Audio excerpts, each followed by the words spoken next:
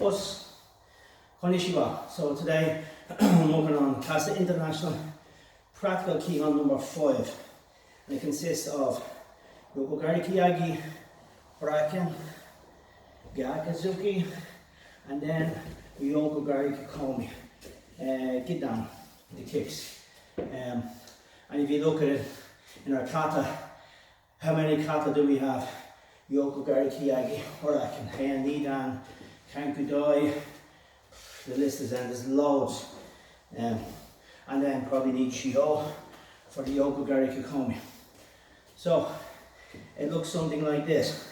The attack is coming in, they're throwing a punch, or they're running for you, or throwing a kick. We're going to meet them with Uraken and Yokogari Kiyagi, like so. Attacking. Now, I can be attacking the head with the Uraken, or if they throw a punch, I can be attacking into the bicep, into the heart line here with the Uraken. Okay? So I'm hitting, then Gyakuzuki driving into the face, and then breaking the leg with the Yokogari Kikomi. Now, when we talk about the Kiyagi, so what am I doing in this application in our kata?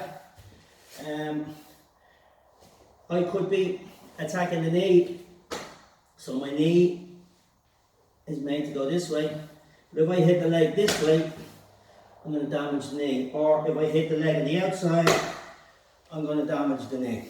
Okay? In the kata, the Uraken and the Kiyagi work together. The time, and we're always working on the time, and one, finish, all that type of stuff. But outside, it depends. If you've been working on this and you've trained the motor pathways and it becomes nice and fluid, by all means. But I think personally, because I don't get to train on it as much as I would, 10,000 hours I suppose, I would probably strike Uraken and then attack the leg. So it'd be like 1, 2. Or I could mill, hit, and then hit. Okay. So we can damage the leg with the Kiyagi. But really what I'm working on my frame of mind is them striking points. Okay, so we're going to turn our pressure points on the body into striking points, because I'm not going to press them, I'm going to strike them. Okay? And with the Kiyagi, I'm probably hitting the leg on the inside or the outside, depending on what side my attacker is coming from. And it doesn't have to be brute force and ignorance. The Kikomi is different, because I'm driving it in, and my intent is really to damage that leg. Okay? And the Uraken is the same. It's not like this technique that we were doing. 1, 2. That technique is to literally destroy your opponent's face. Destroy, break the jaw, break the eye socket, get that compression in the brain, destroy your opponent.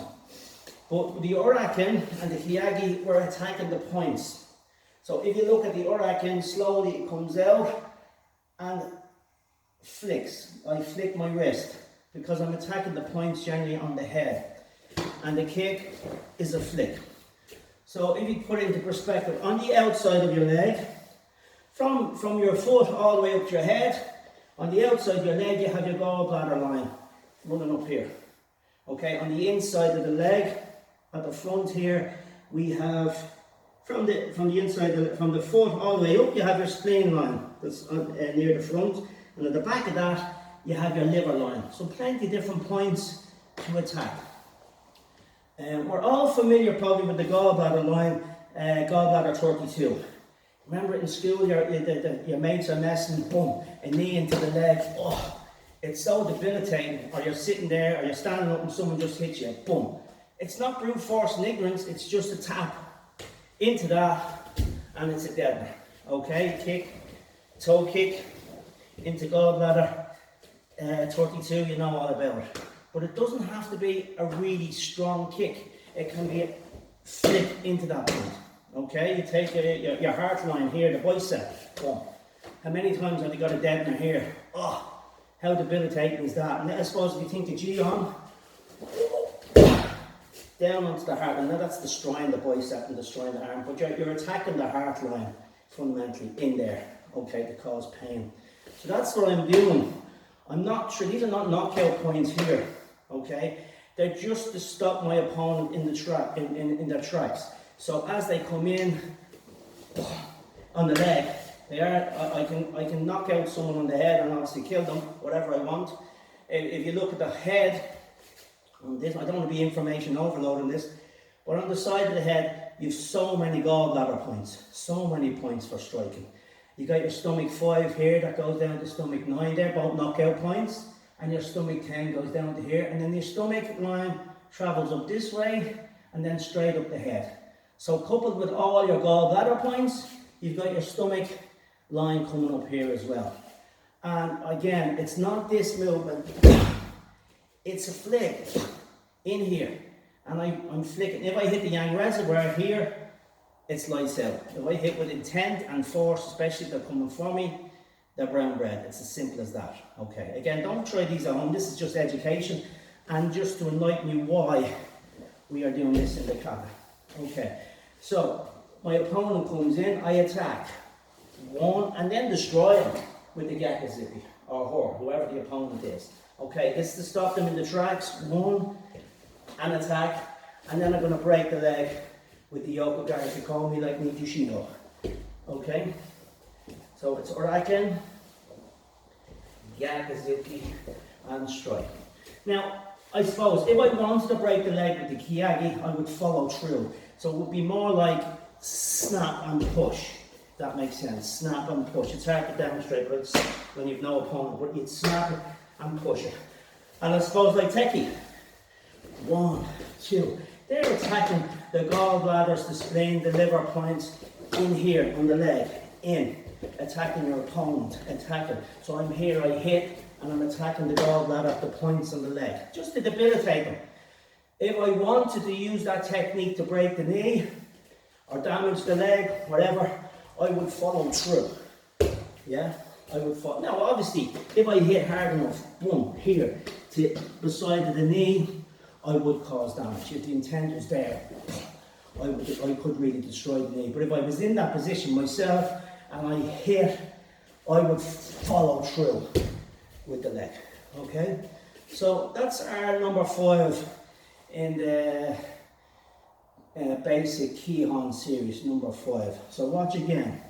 We're attacking Shotokan, Kihon, Oraken, drive through with the Yakuzuki, and then attack. And remember, it's not brute force and ignorance. Oraken is like this. It's just the flick. Don't be trying to make the power. It's not this movement.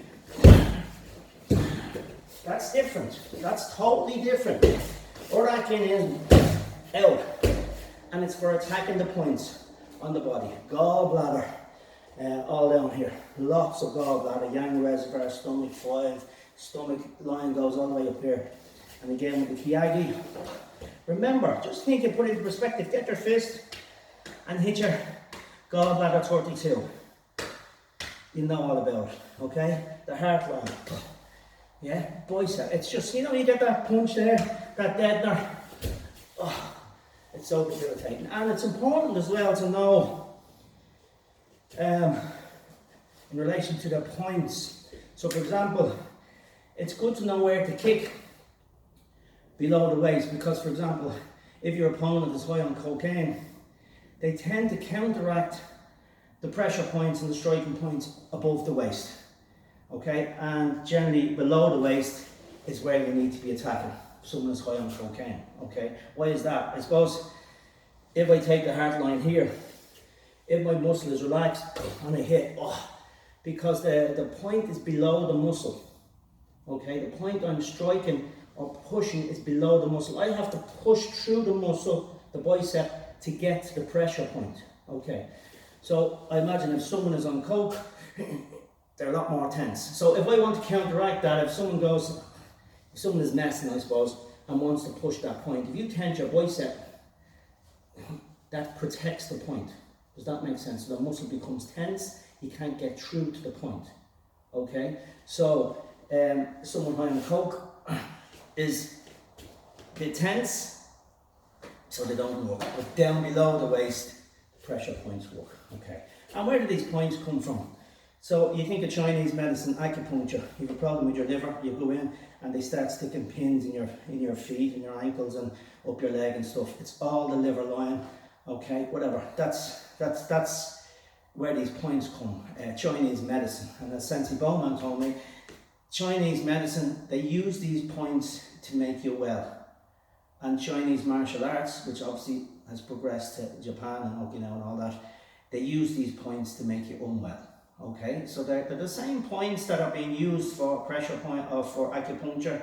We're just attacking them and making you unwell, if that makes sense. So remember, this is your technique. Don't be trying to, okay, especially, and it'll bring it back to your kata.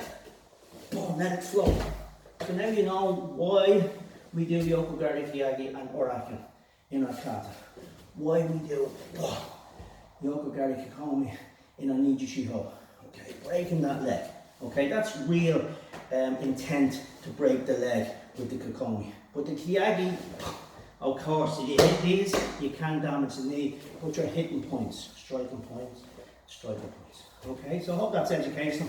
But for our K.A.S.A guys, remember, it's Kihagi, Orakin, Gyakuzuki, Yokogari, and keep working on both sides.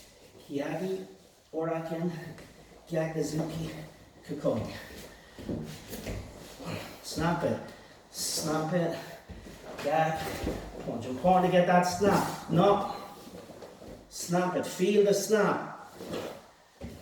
Feel the snap. Now it's better when you're with a partner because you can get that bit of feedback. You don't have to hit the points and hurt them, but you just get that bit of feedback. But it must be snap, one, and then break the leg. Again, let me reinforce, pressure points, they're very dangerous. And if you're hitting them, they can make you quite unwell. You have to be very careful with them. But this clip is about really education on the striking points. Okay? Again, if you have any questions, just give me a shout. Okay. Arigato and sayonara.